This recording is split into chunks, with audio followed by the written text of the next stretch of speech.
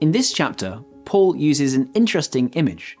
In this picture, Christ is the bridegroom, the church of Christ is the bride. This is a standard biblical picture. And Paul sees himself as the spiritual father of that bride. In this era, marriages were typically arranged between families while the children were still young. Of course, growing up and hearing this, I thought that's a silly idea. I'm glad that we as a society have outgrown that. But now, two things have dawned on me. Firstly, most people guided by their feelings manage to pick pretty badly. And so we shouldn't be so quick to think that we've created a more successful system just because we've abolished this ancient idea. And secondly, to be quite honest with you, as I now have young children, the prospect of them particularly picking Muppets terrifies me. And given the choice about how much influence I should have about who they spend their lives with, I think the more influence for me, the better.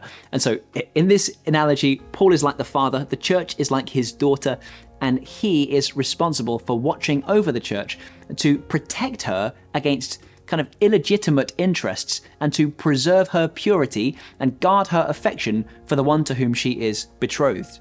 He says, I promised you to one husband, to Christ, so that I might present you as a pure virgin to him. And here is the problem. There have been many false teachers in Corinth who have spouted confusing and contradictory doctrines, and the church there has been all too happy to indulge these doctrines and enjoy this illegitimate attention, rather than rejecting it and removing it as definitively as they possibly could. People come and speak about a different Jesus or a different gospel, and the end of verse 4, you put up with it easily enough. Sometimes we are so keen to not ever come across as rude or judgmental or dismissive or intolerant that in actual fact we tolerate far too much nonsense in our lives. If your spouse tolerated the relational romantic advances of simply anyone who bothered, if they indulged it and enjoyed it and didn't shut it down, you would be more than a little bit upset. Sometimes intolerance is appropriate, and sometimes anything other than intolerance would in fact be wrong. This is one of those cases. Those who have come along and tried to discredit Paul, they point out the weirdness, the quirkiness of this man. We know that God uses Paul's personal weakness to display his strength, and the unusual decisions that Paul has made has been for the blessing of the church. Here's one strange decision that Paul made. He has every right to take a wage. In Corinth, he chose not to. We've spoken about this on a few occasions now. He puts it in stark terms in verse 8, saying, I robbed other churches by receiving support from them so as to serve you. He didn't want to take a single penny from the people there in Corinth because he knew that it would be misunderstood by those who was trying to serve and perhaps even manipulated by those who would oppose him. And so he never asked for anything. But it seems his opponents, who he sarcastically calls super apostles, they pointed to this quirkiness and they said, look, if Paul was a legitimate apostle, he would be supported by the church, as all the other church leaders are. He is not supported by the church. He's some tent maker trying his hand at a little bit of religion. He's illegitimate.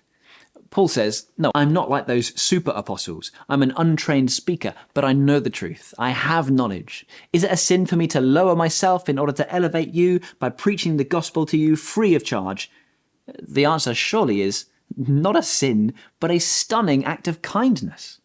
See now, as Paul speaks boldly and courageously and confrontingly and intolerantly of those who have caused this trouble, he says, those people are false apostles, deceitful workers, masquerading as apostles of Christ, and no wonder, because Satan himself masquerades as an angel of light.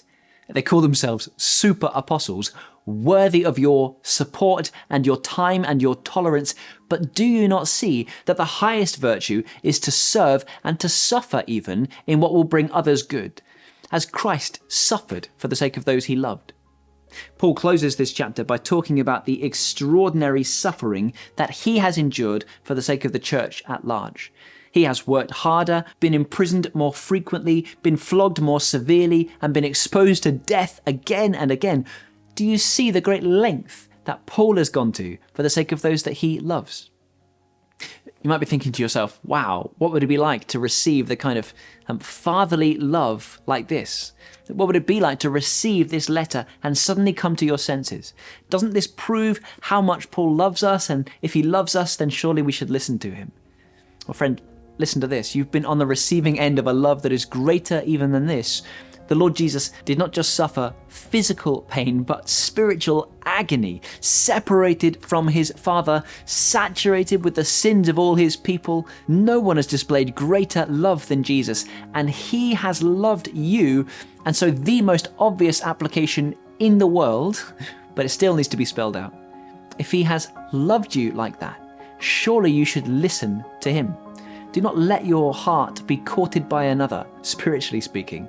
Do not even entertain the approaches of others, because you belong to Christ. Keep your affection and give your devotion exclusively to him.